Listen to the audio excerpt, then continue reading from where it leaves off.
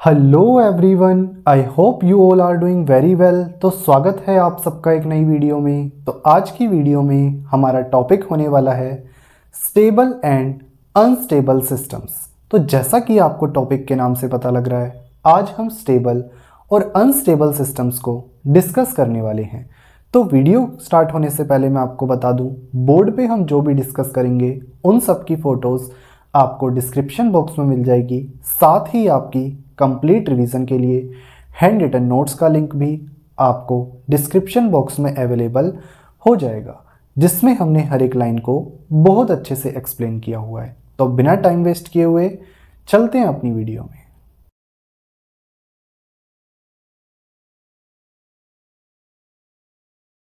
Okay, तो सबसे पहले हम समझते हैं stable systems. So what are stable systems? Stable systems are those systems to which when we provide bounded input, they give us bounded output in return at each and every instant of time। यानी कि stable systems वो systems होते हैं जिनको जब हम provide करते हैं बाउंडेड इनपुट, तो वो इन रिटर्न हमें बाउंडेड आउटपुट ही देते हैं at each and every value of time. यानी कि टाइम की हर एक वैल्यू पे ये सिस्टम हमें, स्टेबल सिस्टम हमें बाउंडेड इनपुट के रिस्पॉन्स में बाउंडेड आउटपुट ही देते हैं। ठीक है, अब बाउंडेड इनपुट और बाउंडेड आउटपुट का मतलब क्या है? बाउंडेड इनपुट और बाउंडेड आउटपुट कहने से मतलब है कि यहाँ पे जो इनपुट है और जो आउटपुट है उस पे कुछ रिस्ट्रिक्शंस यानी कि लिमिट्स होती है। बाउंडेड इनपुट और बाउंडेड आउटपुट की ये लिमिट्स होती हैं कि इनकी जो वैल्यू है वो इनफाइनाइट नहीं हो सकती, वो कुछ फाइनाइट ही होनी चाहिए। यानी कि अगर हमारे पास टाइम रेंज है -इन्फिनिटी से इन्फिनिटी, तो बाउंडेड इनपुट और बाउंडेड आउटपुट कहने का मतलब है कि जो इनपुट सिग्नल है, जो आउटपुट सिग्नल है, उसका एम्पलीट्यूड इन्फिनिटी को रीच नहीं करना चाहिए, कुछ फाइनाइट होना चाहिए। ठीक है, सो बाउंडेड इनपुट और बाउंडेड आउटपुट क्या कि यहाँ पे जो इनपुट और आउटपुट सिग्नल का एम्पलीट्यूड है वो कुछ फाइनाइट होना चाहिए, इन्फिनिटी को रीच नहीं करना चाहिए। ठीक है, तो ये हमारे पास क्या है, बीबो क्राइटेरिया को फॉलो करते हैं। यानी कि बाउंडेड इनपुट देंगे तो इन रिस्पॉन्स हमें बाउंडेड आउटपुट ही मिलेगा। और जो सिस्टम बीबो क्राइटेरिया को फॉलो करते हैं उन सिस्टम्स को हम स्टेबल सिस्टम्स कहते हैं। ठीक है, बाउंडेड इनपुट बाउंडेड आउटपुट का हम मतलब हमने समझ लिया कि यहाँ पे इनपुट सिग्नल और आउटपुट सिग्नल्स का एम्पलीट्यूड कुछ फाइनाइट होना चाहिए इन द टाइम रेंज -इन्फिनिटी से +इन्फिनिटी। अब कुछ हमारे पास इनबिल्ट बाउंडेड सिग्नल्स हैं। ठीक है, जो कि क्या है, बेसिक सिग्नल्स हैं। सबसे पहला है डीसी सिग्नल्स। डीसी सिग्नल्स हम देख चुके हैं। डीसी सिग्नल्स का क्या है, एक कांस्टेंट फाइनाइट एम्पलीट्यूड होता है, 1 2 3 4 एक कांस्टेंट ही रहेगा। ये सब एम्पलीट्यूड क्या है, एक कांस्टेंट एम्पलीट्यूड है, जो क्या है डीसी सिग्नल्स के रहने वाले हैं। ठीक है, तो हम क्या है डीसी सिग्नल्स को बाउंडेड सिग्नल्स कह सकते हैं, क्योंकि इनका जो एम्पलीट्यूड है वो इन्फिनिटी तक नहीं पहुंचता। ठीक है, उसके बाद साइन सिग्नल्स यानी कि साइन टी।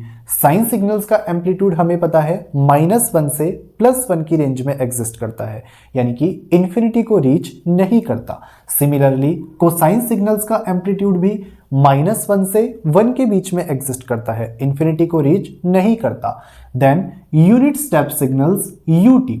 ठीक है, यूटी की वैल्यू हमें पता है t > 0 के लिए 1 होती है और t <0 पे 0 होती है। यानी कि जो इनका एम्पलीट्यूड है वो या तो 0 होता है या फिर 1 होता है, और दोनों वैल्यू क्या है हमारे पास, फाइनाइट वैल्यू है, कांस्टेंट वैल्यू है। ठीक है, तो हम कह सकते हैं यूटी एक बाउंडेड सिग्नल है क्योंकि इनका एम्पलीट्यूड इन्फिनिटी को रीच नहीं करता। Now similarly unit impulse signals delta T. ठीक है, यूनिट इंपल्स सिग्नल्स हमें पता है t = 0 पे 1 होते हैं, अदरवाइज 0 होते हैं। यानी कि इनका भी एम्पलीट्यूड 0 या फिर 1 होता है, इसीलिए ये भी बाउंडेड सिग्नल है। अब ये जो हमारे पास इनबिल्ट यानी कि बेसिक बाउंडेड सिग्नल्स हैं, इन्हीं का यूज करके हम क्या है सारी प्रॉब्लम्स को सॉल्व कर रहे होंगे based on stable and unstable systems. ठीक है, तो एक एग्जांपल देखते हैं। सबसे पहले यहाँ पे हमने क्या है, एक सिस्टम के लिए सिस्टम रिलेशनशिप ले रखा है, जो क्या दिया हुआ है, output yt = x T plus two. ठीक है, और हम यहाँ पे देखना चाह रहे हैं कि ये सिस्टम हमारे पास स्टेबल है या नहीं। ठीक है, अब अगर हम इस सिस्टम को ध्यान से देखें तो यहाँ पे हमने सिस्टम को इनपुट दिया होगा एक्स टी, जबकि आउटपुट वाई टी हमें मिल रहा है एक्स टी प्लस टू। यानी कि सिस्टम क्या है, इनपुट एक्स टी में 2 ऐड करके आउटपुट दे रहा है। यानी कि सिस्टम का काम क्या है, इनपुट में 2 ऐड करना। ठीक है, तो हम क्या कह सकते हैं, एक्स टी इनपुट दिया था, सिस्टम का काम क्या है, इनपुट में 2 ऐड करना। तो हमें क्या मिलेगा, आउटपुट वाई टी, जो क्या होगा, इनपुट प्लस 2, यानी कि एक्स टी प्लस 2। ठीक है, अब यहाँ पे ये सिस्टम हमारे पास स्टेबल है या नहीं, वो हम कैसे पता करेंगे। अगर यहाँ पे हमें बाउंडेड इनपुट के रिस्पॉन्स में बाउंडेड आउटपुट मिल रहा होगा, तब तो हम कहेंगे सिस्टम स्टेबल है, अदरवाइज स्टेबल नहीं है। ठीक है, तो यहाँ पे क्या है, सबसे पहले हमें एक बाउंडेड इनपुट प्रोवाइड करना पड़ेगा, और जो बाउंडेड इनपुट है वो हम क्या है, अपने बेसिक बाउंडेड सिग्नल्स में ही प्रोवाइड करेंगे। ठीक है, अब क्योंकि यहाँ पे क्या है, एक डीसी वैल्यू, एक फाइनाइट वैल्यू ऐड हो रही है, तो मैं यहाँ पे लूंगा डीसी सिग्नल्स को एज बाउंडेड सिग्नल, यानी कि एक्स टी को हम डीसी सिग्नल लेने वाले हैं, क्योंकि हमें बाउंडेड इनपुट प्रोवाइड करना है। ठीक है, डीसी सिग्नल ही क्यों, क्योंकि यहाँ पे एक कांस्टेंट वैल्यू ऐड हो रही है, एक फाइनाइट वैल्यू ऐड हो रही है। आप sine T, cos T, U T, delta T किसी को भी लो, आप क्या है उससे भी इस प्रॉब्लम को सॉल्व कर सकते हो, लेकिन सिंप्लिसिटी के लिए मैं क्या है, डीसी सिग्नल ले रहा हूँ। डीसी सिग्नल मतलब एक फाइनाइट कांस्टेंट वैल्यू, तो कुछ भी वैल्यू ले लेते हैं, मान लेते हैं इनपुट की वैल्यू हमने 6 ले ली। ठीक है, यानी कि ये एक डीसी सिग्नल है जिसका एम्पलीट्यूड कांस्टेंट 6 है। अब जब हमने इस इनपुट को सिस्टम को दिया तो आउटपुट क्या मिलेगा, 6 प्लस 2, यानी कि Y T X T plus 2, X T is 6, तो output 6 plus 2 that will be 8। यानी कि इनपुट एक्स टी हमने दिया था 6, आउटपुट वाई टी हमें मिल रहा है 8। ठीक है, जो इनपुट था वो क्या है, एक डीसी सिग्नल है, यानी कि बाउंडेड इनपुट है। उसके बाद 8 हमारे पास, यानी कि आउटपुट क्या है, आउटपुट भी एक डीसी सिग्नल है, क्योंकि यहाँ पे हमें एक फाइनाइट कांस्टेंट वैल्यू मिली है, जो क्या है, एक डीसी सिग्नल है। तो हम क्या कह सकते हैं, क्योंकि यहाँ पे बाउंडेड इनपुट है और बाउंडेड आउटपुट है। ठीक है, यानी कि सिस्टम फॉलो कर रहा है बीबो क्राइटेरिया को, तो सिस्टम क्या है, स्टेबल है, क्योंकि यहाँ पे ये बीबो क्राइटेरिया को फॉलो कर रहा है। यहाँ पे जो आउटपुट है और जो इनपुट है उसकी कुछ फाइनाइट वैल्यू हमें मिल रही है। ठीक है, so this system is a stable system. ठीक है, तो स्टेबल सिस्टम्स क्या होते हैं, जो बीबो क्राइटेरिया को फॉलो करते हैं। यानी कि स्टेबल सिस्टम्स को जब हम बाउंडेड इनपुट देते हैं तो इन रिटर्न हमें बाउंडेड आउटपुट ही मिलता है।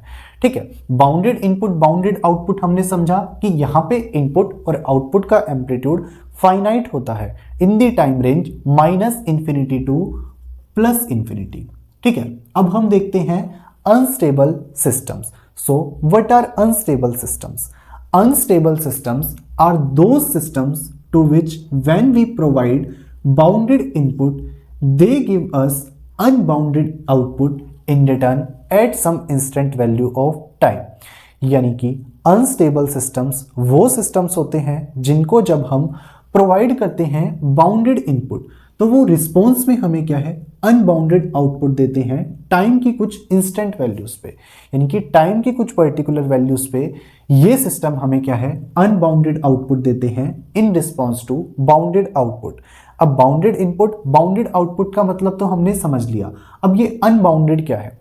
अनबाउंडेड आउटपुट कहने का मतलब है कि यहाँ पे जो हमारे पास अनस्टेबल सिस्टम्स हैं उनका आउटपुट इन्फिनिटी को रीच करता है, यानी कि फाइनाइट नहीं होता।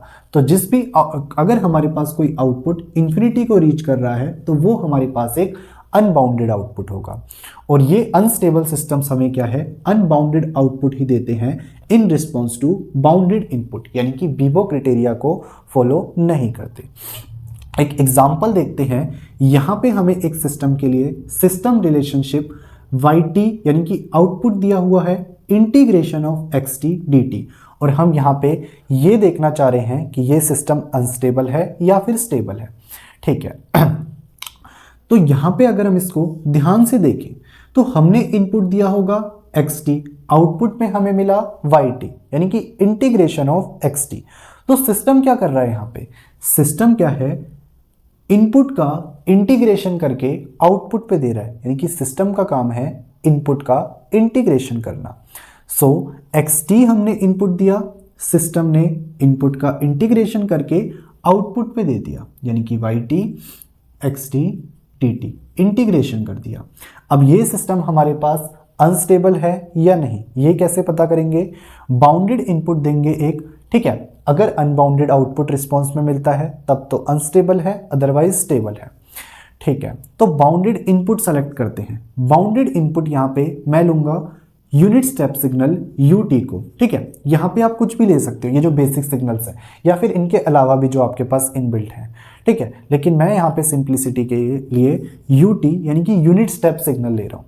तो UT को जब हमने सिस्टम को दिया तो ये क्या करेगा? इसका इंटीग्रेशन, यानी कि इंटीग्रेशन UT dt, ठीक है। UT यूनिट स्टेप सिग्नल का एम्पलीट्यूड 1 होता है, तो इंटीग्रेशन किसका होगा यहाँ पे? 1.dt, that will B t। तो आउटपुट yt क्या आया हमारे पास? t, ठीक है। अब जो t है, t हमें पता है t क्या होता है? यूनिट रैम्प सिग्नल्स के बराबर होता है, यानी कि जो यूनिट रैम्प सिग्नल्स है उनकी वैल्यू हमें पता है 0 to इन्फिनिटी के लिए t होती है, ठीक है। यानी कि जो आउटपुट हो गया यहाँ पे yt वो भी क्या हो गया? यूनिट रैम्प सिग्नल ही हो गया, यानी कि आउटपुट पे हमें यूनिट रैम्प सिग्नल मिला, इनपुट पे हमने यूनिट स्टेप सिग्नल दिया था, ठीक है। यूनिट रैम्प सिग्नल हमें पता है किस तरीके से ड्रॉ होते हैं, कुछ ऐसे, यानी कि 0 to इन्फिनिटी के लिए इनकी वैल्यू जाती है t के इक्वल, यानी कि 0 से इन्फिनिटी तक इनकी वैल्यू इन्फिनिटी तक पहुंच जाती है, यानी कि इनका एम्पलीट्यूड इन्फिनिटी तक पहुंच जाता है, ठीक है। अब क्योंकि इनका एम्पलीट्यूड इन्फिनिटी तक पहुंच जाता है तो ये हमारे पास क्या है? अनबाउंडेड सिग्नल है, यानी कि जो आउटपुट हमें मिला वो अनबाउंडेड आउटपुट मिला, जो क्या है? यूनिट रैम्प सिग्नल, जिनका एम्पलीट्यूड इन्फिनिटी तक जाता है। तो यहाँ पे हम क्या देख सकते हैं? जब हमने बाउंडेड इनपुट दिया है तो हमें unbounded output unit ramp signal मिल रहा है, तो हम क्या कह सकते हैं? क्योंकि ये सिस्टम बीबो क्राइटेरिया को फॉलो नहीं कर रहा तो ये सिस्टम एक अनस्टेबल सिस्टम है, ठीक है। So this is an unstable system, ठीक है। तो अनस्टेबल सिस्टम्स क्या?